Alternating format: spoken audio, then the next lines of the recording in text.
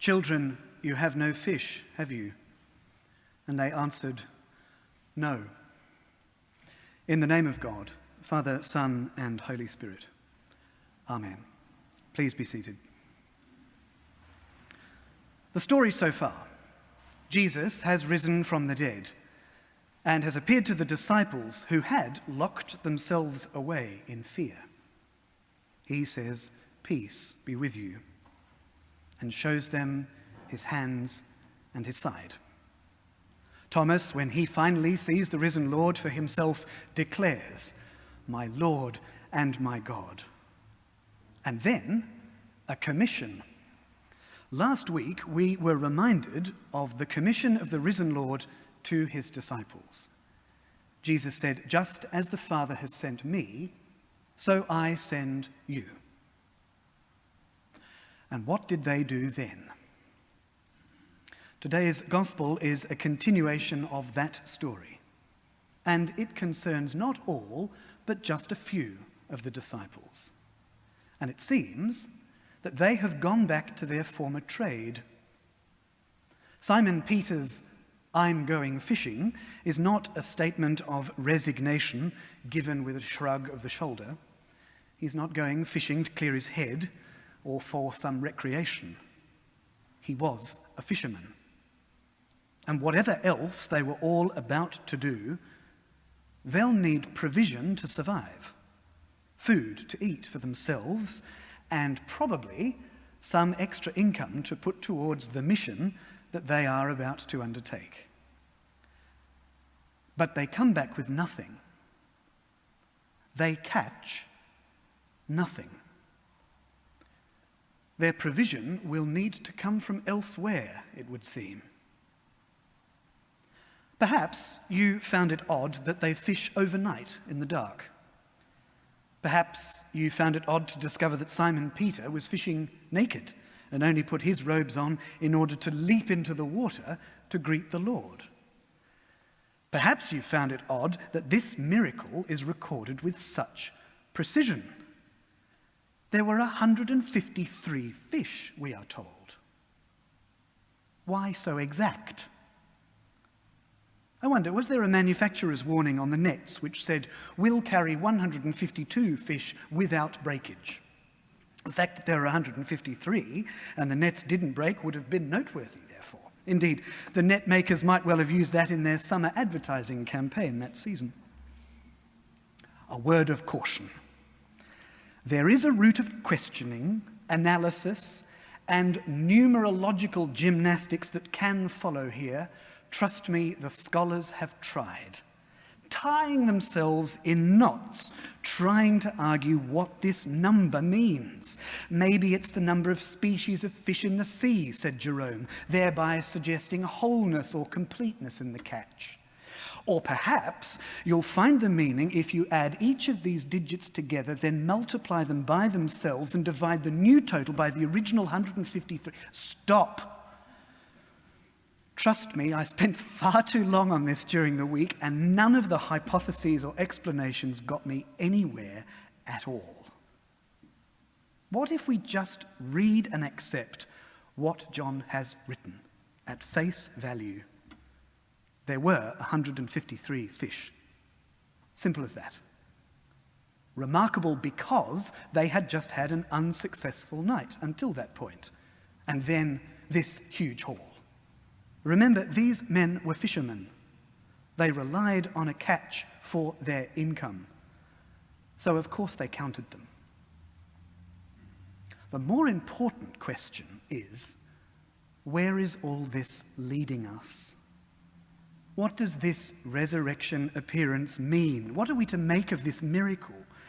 What might any of us take into our own lives when we go from here today? I want to try to answer those questions by taking John's gospel as a whole and what that reveals to us about Jesus Christ, the Word made flesh. There are a couple of details in this story this morning which should remind us of things we've heard and read before. Let me demonstrate that by considering the charcoal fire and the threefold interrogation of Simon, when Jesus asks him 3 times, "Do you love me?" Even as I say 3 times, perhaps you are reminded that Simon Peter denied Jesus 3 times. And he did so at dawn, at first light, the same time of day as this resurrection appearance. And if you look at John's account of the betrayal in chapter 18 of his gospel, you'll find there a reference to a charcoal fire. Now the slaves and the police had made a charcoal fire because it was cold, and they were standing around it warming themselves. Peter also was standing with them and warming himself. And during this scene, various people will ask Peter, "You are not also one of this man's disciples, are you? And did I not see you in the garden with him?" And we read of Peter's denial. Once, twice, 3 times, and then the cock crowed. And now, at dawn, Jesus speaks with that same Simon Peter who denied him. And Jesus asks him 3 times, "Do you love me?" I wonder if you noticed that Jesus didn't call him Peter on this occasion, but instead by his old name, Simon, son of John. If Simon Peter has reverted to his old fishing days, because that's what he knows, that's what he would prefer to be doing, because it's much less daunting than this, thank you very much, then Jesus meets him right there and calls him forward again. "If you love me, you will keep my commandments. By this others will know that you are my disciples, if you love one another, just as I have loved you. Just as the Father has sent me, so I send you." All these statements can be found in John's Gospel. And now today, a new commission: tend my sheep, feed my lambs, feed my sheep. It actually translates more accurately as shepherd my sheep. And here's where things took a complete turn for me this week. I had a fresh idea. "Shepherd my sheep," says Jesus. Jesus, who in this same Gospel of John has called himself the Good Shepherd. John's Gospel famously contains 7 statements known as the great I am statements of Jesus. And when I looked at them again and reread this Gospel passage this morning, which occurs right at the end of John's Gospel, suddenly it seemed to join all the dots, bringing everything in John's Gospel together, all that he has revealed about who Jesus is. So what if this resurrection appearance at the end of John is acting as a summary in this way, just before John reveals himself as the beloved disciple and puts down his pen? The great I am statements are: I am the bread of life. I am the light of the world. I am the door of the sheep. I am the resurrection and the life. I am the good shepherd.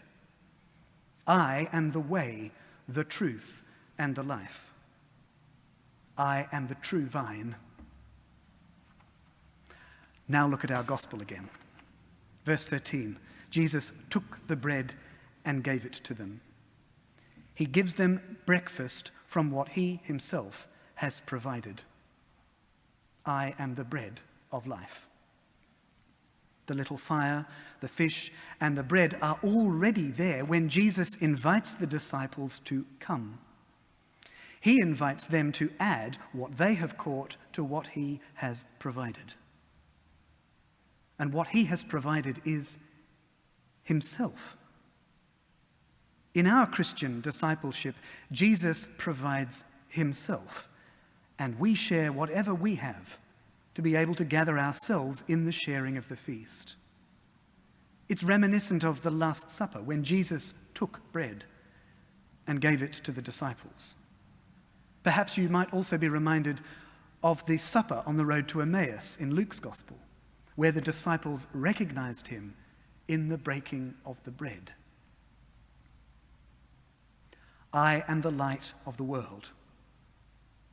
The disciples have been fishing in the darkness of night, and in the darkness they have returned empty-handed.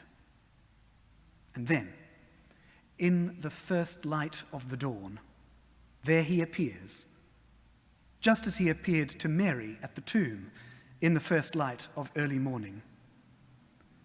Jesus is the light that shines in the darkness, and the darkness did not overcome it. Let's take a couple together. I am the door of the sheep, and I am the good shepherd. Here today, Simon Peter is told by Jesus to tend the sheep. Jesus is going away just as he said he would, to ascend to my Father and your Father. But before he ascends, he passes on the responsibility of tending to his flock, of feeding his lambs and his sheep, the children and the grown-ups. And he hands the responsibility to Peter and to us, his followers, his disciples. That is why bishops carry a shepherd's crook. It's fitting to have Bishop Chris leading our service this morning with his crozier in hand to remind us of precisely that. I am the resurrection and the life. Verse 14, this was now the third time that Jesus appeared to the disciples after he was raised from the dead. Suddenly it makes sense. Jesus hasn't just been raised, he is the resurrection and the life for those who love him and who follow him. In chapter 14, Jesus said, "Do not let your hearts be troubled. Believe in God, believe also in me. In my Father's house there are many dwelling places. If it were not so, would I have told you that I go to prepare a place for you? And if I go and prepare a place for you, I will come again and will take you to myself, so that where I am, there you may be also. And you know the way to the place where I am going." Thomas famously asks Jesus, "How can we know the way?" And we get the next great I am statement in John's Gospel. Jesus says, "I am the way, the truth, and the life. No one comes to the Father except through me. If you know me, you will know my Father also. From now on, you do know him and have seen him." Our gospel reading today concludes with Jesus speaking to Peter about what happens when he grows older, that he will be led where he does not wish to go. Where do we wish to go? We wish to go where Jesus has gone and where he is leading us. We want to follow him. And yet, others will lead us astray or take us where we do not wish to go. I am the way, the truth, and the life, he says. Final words in the gospel this morning: follow me. And finally, I am the true vine. Every branch that bears no fruit, the Father prunes to make it bear more fruit. Today's gospel has fish rather than fruit, but it's an empty catch at first. The work of the disciples can never return to how it was before. They simply cannot return to their nets and expect life will return to normal now. Everything has changed. And so it is for us. We are sent by Jesus into the world to bear fruit. We've just had a sermon series on precisely this. It's all still online if you want to revisit it. Jesus says, "Abide in me as I abide in you."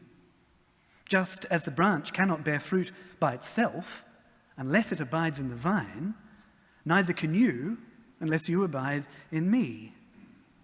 In today's gospel, the catch is empty when the disciples are on their own, but when Jesus is with them and they recognize him as Lord, then miraculous things occur.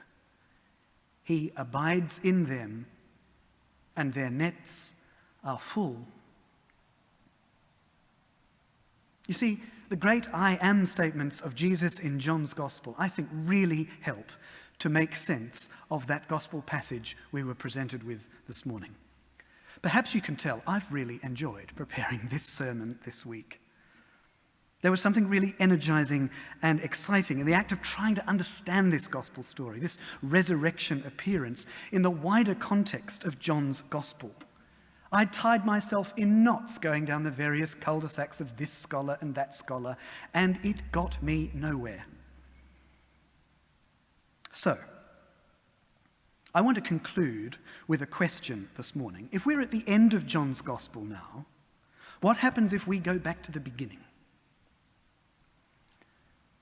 I'm going to leave these final words to John, and as I read them, I pray that your heart burns within you just as it did in me, as I try to understand John's gospel through the lens of this resurrection appearance. Friends, he's speaking to us. In the beginning was the Word, and the Word was with God, and the Word was God. He was in the beginning with God. All things came into being through him, and without him not one thing came into being. What has come into being in him was life, and the life was the light of all people. The light shines in the darkness, and the darkness did not overcome it. He was in the world, and the world came into being through him, yet the world did not know him. He came to what was his own, and his own people did not accept him.